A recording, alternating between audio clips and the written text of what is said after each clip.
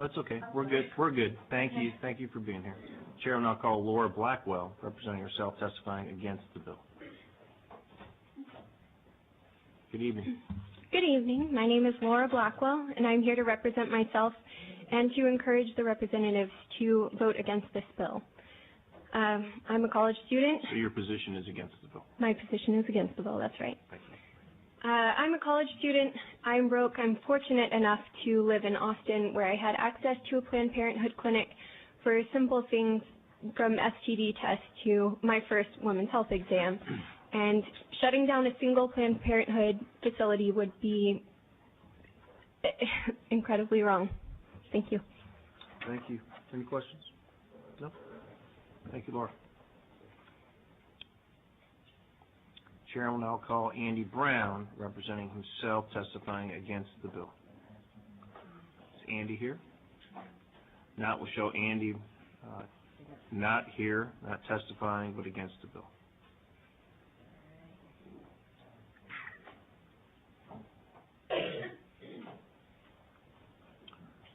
Okay, Chairman, I'll call Amy Arambide, representing herself, testifying against the bill. Amy here? No? Okay, we'll show her not testifying but against the bill. Chair will now call Nigel Atkinson, representing himself, testifying against the bill. Is Nigel here?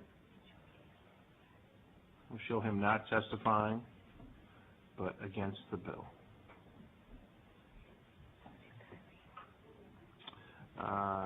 Chair will now call Kylene Wright, representing Texas for Life and herself, testifying for the bill. Is Kylene here, please?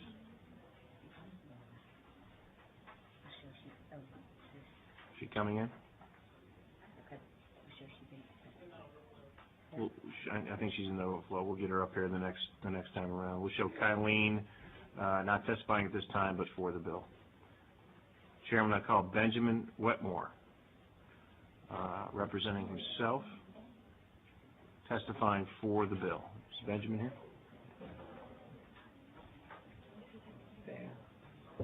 Hey. Chair will show Representative Turner is now here. Welcome. Thank you. Benjamin? Thank you very much. My name is Benjamin Wetmore. I represent myself. I live in Kyle, and I support HB 60. I have two handouts. Give them to the clerk. That's fine.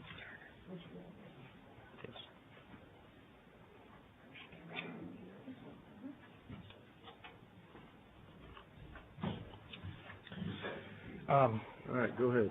Thank you, sir. I'm also the father of two little girls. Both were unplanned pregnancies. And I'm here primarily today to talk about fetal pain. A lot of the discussion today, I think, has talked about the issue in very anecdotal terms, but the studies have shown that fetal pain can be the variance between what weeks a fetus can feel pain is as low as 4 and as high as 24 weeks. And other studies have come in at 6, 16, or 20 weeks. Benjamin, I just want to interrupt real quick. Yes, sir. This bill, HB 60, includes a lot of different things. This is the only bill we're talking about right now. Right. I just want to make sure you're testifying on HB 60. Yes, sir. Okay, thank you. But the weeks at which a fetus can feel pain vary by what study you look at. And I believe that's easily researchable, that's easily discoverable. And the people who say that the fetus doesn't have pain, the scientists, their claim is that because there's an emotional component to pain, that a fetus can't feel it. Even though physiologically they should be able to feel it, it's an emotional response, because as adults, we're used to what normalcy is like, and we feel pain because of emotional factors. And so what I want to talk to you about today is my oldest daughter, who's 21 months old. Her name's Adele. And one of the pictures I handed out was actually an ultrasound of her at 20 weeks. And some people claim that it's a blob of cells. Some people claim that it's nothing significant inside the child, inside the mother and the child. But what we used to do, and there's a school of thought that says you should talk to your unborn baby and that you should sing to them so they recognize your voice when they're born. And we used to sing to her quite a bit. And when we went to the ultrasound at 20 weeks, which is the photo I provided, we started singing to her in order to get her to wake up. And in this photo, I think you can see, I hope you can see, Adele smiling when she heard our voice. And so I think that it's easy to say, based on 40-year-old court cases and 40-year-old technology, that a fetus can't feel pain. The first heart transplant was in 1967. A lot has changed since then. The neonatology has changed. The science has changed. We know more about an unborn child than we ever did before. We can do surgery on an unborn child, whereas that was unheard of 40 years ago. Things have changed, and they've changed for the better because we can now see the child in the womb, and we can see, and we have the technology to help them. And this bill can help children because it can at least recognize the pain and suffering that these very vulnerable unborn children are going through. This doesn't have to be at odds with everyone's personal histories and everything that everybody's brought to the table today, which is very compelling and very important. And I don't want to take away from any of the experiences people have had, but those unborn children are having an experience as well, and those unborn children are feeling pain. And I think that if you look at the technology, if you look at the studies, and if you look at the anecdotes, you can see that an unborn child can feel pain, and that part of HB 60 is very important. Thank you, Benjamin. Appreciate you being here tonight. All right, the chair will now call Amy Almerby, representing herself, testifying against the bill. Amy, I'm sorry I screwed your last name up there. It's okay. Ditto. Can you hear me? I can. Okay. Go ahead. Thank you, Chair and committee members, for allowing me to testify. I live in House District 121, and I'm a constituent of Chairman Strauss. My name is Amy Arambidi, and I want to speak about abortion providers because I believe there's a misconception that abortion providers are motivated by money and their own political agenda. I'm against this bill. Okay, thank you. My father, Dr. George Arambidi, was an abortion provider. He was born in Chicago to a single Mexican immigrant woman who worked 3 jobs at a cannery during the Depression to provide for her 3 children. My father put himself through college and then medical school and started off his career as an anesthesiologist. After a 20-year career as an anesthesiologist, he went through residency again and became an obstetrician-gynecologist in the early 70s. In addition to his full-time OBGYN practice, he began performing abortions in the mid-70s shortly after Roe v. Wade in San Antonio, and he traveled once a week to provide reproductive health care and abortions at a clinic in Laredo. Growing up, I knew my father was a doctor and delivered babies, but I didn't understand the extent of his profession until one day when I was in the 5th grade. A fellow student and her parents told me that my father killed babies for a living, and I was aghast. I knew he delivered babies, he delivered me, but I didn't understand what they were talking about. So I went home and I confronted my parents, at which time they explained to me what an abortion was. I didn't really understand, so my father explained that while keeping a baby or putting up a baby for an adoption were options many girls and women chose, sometimes that was not truly an option. Many of his patients were really young or didn't have the means to provide for a child, and that being pregnant could end many of the opportunities that could better a woman's life, like getting an education. I still didn't really understand, so my father decided to take me to the clinic in Laredo to give me an idea of the women he helped each week. We drove for hours to Laredo because he was the only provider for hundreds of miles, and he went there once a week. The waiting room was filled with girls and women from all over Texas of all different ages. Girls that had no other options for reproductive health care except this one clinic within hundreds of miles. The girls were as young as I was, which was around 12 or 11, and some were older, some were younger, and I could tell they did not grow up with many means. After this trip to Laredo, I realized that my father was a hero. He helped women and girls that had nowhere else to go and who didn't have many options. He provided health care, health services, and an option that could help make their life better. The first year I lived in Austin, I got harassing phone calls from a gentleman looking for Dr. Arambidi's son. When my roommate told him that Dr. Arambidi's daughter lived there and not a son, he demanded to speak to me. He said that he worked with my father and owed him money. He needed his home address so that he could send a check. When I told my father that my father had worked at the same address for 20 years, he could send it there, and when I asked him for his contact information, he refused. that was when I realized just how dangerous my father's job was. Contrary to what some witnesses... Amy, can I get you to wrap up Sure. quickly, please? Thank you. So contrary to what people might say about abortion providers, my father really believed in women's choices, and he supported them. He wore a Kevlar vest to work. He was harassed. He got harassing phone calls and threatened every day, which is why we lived in gated communities. And I think all of abortion providers and all advocates are heroes. Thank you. Yes, ma'am. Thank you. Ready? Mm-hmm.